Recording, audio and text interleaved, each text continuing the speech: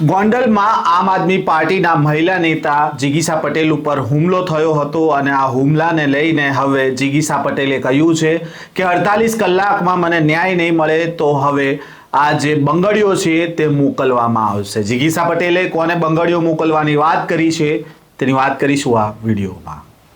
વૈષ્ણવજન તો તેને કહીએ જે પીડ પરાઈ જાનાને રે। નમસ્કાર, નવજીવન ન્યૂઝમાં આપનું સ્વાગત છે। હું છું જયંત દાફડા।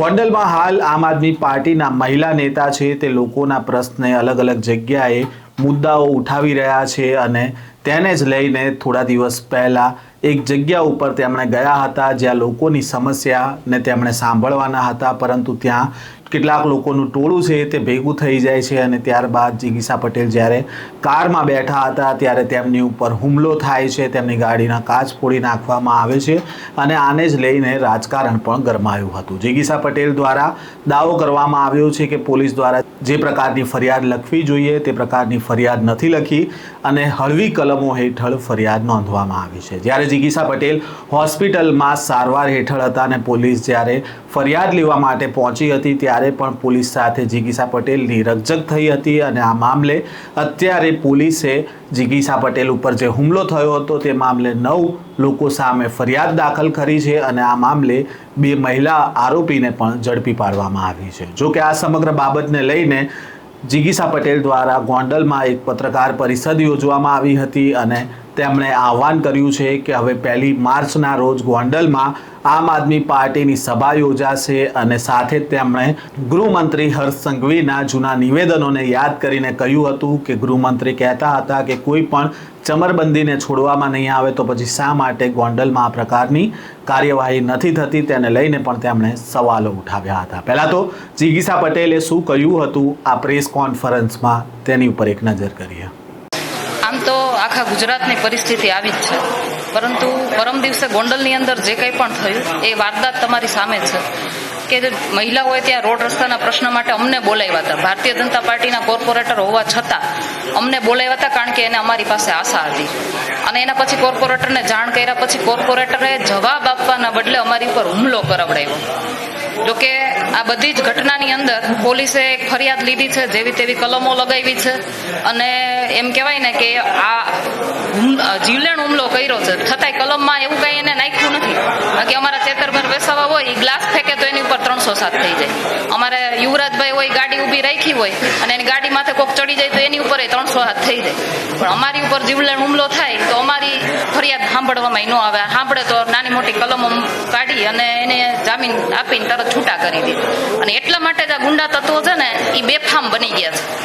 જોકે પોલીસે એનું કામ તો ઢીલું પોચું કરશે દેખાડવા પૂરતું, કારણ કે આપણે મજબૂત છીએ આમ આદમી પાર્ટી તરીકે, એટલે ઢીલા પોચું કામ તો કરશે, પણ મારે મીડિયાના માધ્યમથી બતાવવું છે કે જે લાલ ટોપીવાળો છોકરો હતો, તમે બધાએ મીડિયાના માધ્યમથી જોયું હોય છે કે લાલ ટોપીવાળો છોકરો જે છોકરીને ઈશારો કરતો હતો કે હવે તું પથ્થર માર।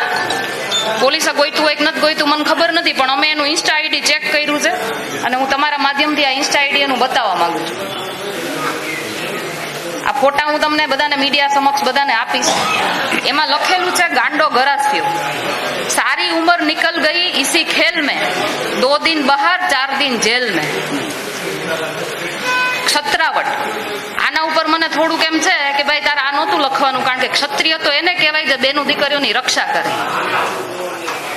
અને પછી એને નીચે એવું લખ્યું છે 2 નંબરીનું એક ગીત નાખ્યું છે અને તમે એની પ્રોફાઇલ ખોલીને જોશો ને તો કાળા કાચની ગાડીઓ, થાર, સ્કોર્પિયો એવી કાળા કાચની ગાડીઓ, નંબર પ્લેટ નહીં હોય આમાં। હું તમને આ બધા જ ફોટા આપીશ, પોલીસ તંત્રને પણ આપીશ। એ જો કે હજી સુધી ગોતી નથી કે અમે ગોતી લીધા છે અને એમાં એક બીજા બેન છે, એ બેનના પણ હું આઈડી ને ફોટા તમને બધું આપીશ। એમાં પણ સેમ કાળા કાચની ગાડીઓ, નંબર પ્લેટ વગરની ગાડીઓ, જે હું કહું છું ને ગોંડલની જનતાના અવાજથી કહું છું, તમને એના શબ્દોથી કહું છું કે ચૂંટણી સમયે બેફામ રીતે આવા કાળા કાચની ગાડીઓ, નંબર પ્લેટ વગરની ગાડીઓ જે બૂથ કેપ્ચરિંગ કરવા માટે દોડે છે ને એ જ ગાડીઓ છે આ બધી।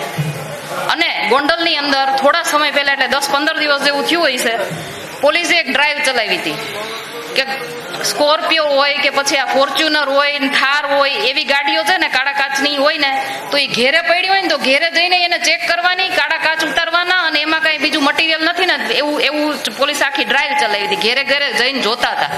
તો મને એવું લાગે છે પોલીસને આ ગાડીઓ હાથમાં નહીં આવી આટલી બધી નબળે કે સોશિયલ મીડિયાના માધ્યમથી આવા લુખા તત્વો, આવા ગુંડા તત્વો આવી ગાડીઓના ફોટા મૂકીને પોતાના વોટ જમાવે છે. આટલી બધી પોલીસની નબળે. બીજું મારે એ કેવું છે કે તમે જોયું હશે એ લાલ ટોપી વાળો છોકરો હુમલો કરવાનો ઈશારો કરી અને મોબાઈલમાં વિડીયો ઉતારતો. એ મોબાઈલમાં વિડીયો ઉતારતો તો એ કોને મોકલવા માટે ઉતારતો તો પોલીસ ખાલી એટલી તપાસ કરે ને તો પણ દૂધનું દૂધ અને પાણીનું પાણી થઈ જાય. બીજું મારે તમને એ કેવું છે કે ગોંડલની અંદર જ્યારે મેં સુલતાનપુરની સભામાં અમને માનું ધાવણ યાદ કરીને જે અમને ચેલેન્જ કરવામાં આવી હતી, એ ચેલેન્જને પૂરી કરવા માટે જ્યારે અમે ગોંડલની અંદર ગયા એ સમયે દરેકના કહેવાય ને કે હાથમાં કાળા વાવટા, એક હરખા કાળા વાવટા અને એક હરખા બેનરો પ્રી આયોજિત જે કરવામાં આવ્યું હતું, અમારો વિરોધ કરાવવામાં આવ્યો હતો, એ સમયે જે લોકો હતા ને એમાં આ લાલ ટોપી વાળો છોકરો હતો. એ વિડીયો પણ હું તમને મોકલીશ. એટલે ગણેશ ગોંડલ સાથે સીધી રીતે સંકળાયેલા આવા છોકરાને, આવા લુખા તત્વને, આવા ગુંડા તત્વને પોલીસ છાવરે છે. અજાયણો ટોપી વાળો શખ્સ એવું લખે છે. બીજું એક કૃષ્ણાબેનનું નામ તમે સાંભળ્યું હશે, મીડિયાના માધ્યમથી આજ પકડાણા પણ છે. એ કૃષ્ણાબેનનું નામ છે કીર્તિબેન. કીર્તિબેનની સાથે એને છે ને આની પહેલા એક વખત ગાડી સળગાવવાની એક ફરિયાદ હતી એની ઉપર, અને પછી એમાં એ આસાનીથી છૂટી પણ ગયા. અને એની સાથે એ ગાડી સળગાવવાની જે હતી ને FIR, એમાં એક ભાઈનું નામ હતું, અને એ ભાઈનું નામ હું તમને જણાવું. એ ફરિયાદની અંદર એ ભાઈનું નામ હતું નદીમભાઈ, નદીમ સુલતાન. આ પોલીસને મારે એટલું કેવું છે, આ કૃષ્ણાબેનની સાથે આ નદીમભાઈનો શું રિશ્તો છે, એ નદીમભાઈની સાથે આ ઋષિરાજભાઈ જાડેજા જે કોર્પોરેટર છે એનો શું રિશ્તો છે, અને ઋષિરાજસિંહ જાડેજા સાથે ગણેશ ગોંડલનો ને જયરાજ જાડેજાનો શું રિશ્તો છે ને, એ પોલીસ વાળા ખાલી આટલું કાઢી દે મને તો હું તમને સાચા કહું. બાકી તમે કોના ઈશારે કામ કરો છો એ તો મને ખબર છે, એટલે મને તમારી પાસે એવી કોઈ આશા નથી. સૌથી વધારે મારે આશા જો મને કોઈ હોય ને ગુજરાતની દીકરી તરીકે, તો વારે વારે સોશિયલ મીડિયાના અને મીડિયાના માધ્યમથી આપણા માનનીય ગૃહ પ્રધાન શ્રી હર્ષભાઈ સંઘવી પાસે છે. કારણ કે વારે વારે કહે છે આવીને એ કોઈ પણ ચમરબંધીને છોડવામાં નહીં આવે. બેનો દીકરીઓ રાતે પણ રમી શકશે ગરબા, કે મોડી રાત સુધી રમી શકશે. આ દિન દહાડે આવું બધું થાય છે, પણ હર્ષભાઈ સંઘવી ક્યાંય દેખાણા તમને? એટલે મારે હર્ષભાઈ સંઘવીને કેવું છે કે જો આ તમારા ભાજપ વાળા સાઠગાંઠ ધરાવતા આવા લુખા તત્વોને જો તમે વરઘોડો કાઢવાનું જેમ કહેતા હતા ને કે બધાનો વરઘોડો કાઢશું ને ટાટિયા તોડી નાખશું ને સરઘસ કાઢશું, હવે તમારામાં તેવડ હોય ને તો કાઢીને બતાવજો. 48 કલાકની અંદર આ ગુજરાતની દીકરી એનો ન્યાય માગે છે. 48 કલાકની અંદર જો આ વરઘોડો ન નીકળો ને તો આ મીડિયાના માધ્યમથી તમને બંગડિયું મોકલું છું, બંગડિયું. 48 કલાક બાદ મીડિયાના માધ્યમથી આ બંગડિયું પહેરીને અમને સાબિત કરી દેજો કે તમે નથી કરી શક્યા. જો કરી શકતા હોય ને તો 48 કલાકમાં એનો વરઘોડો કાઢીને મને બતાવજો. આ જિગીશા પટેલની ચેલેન્જ છે.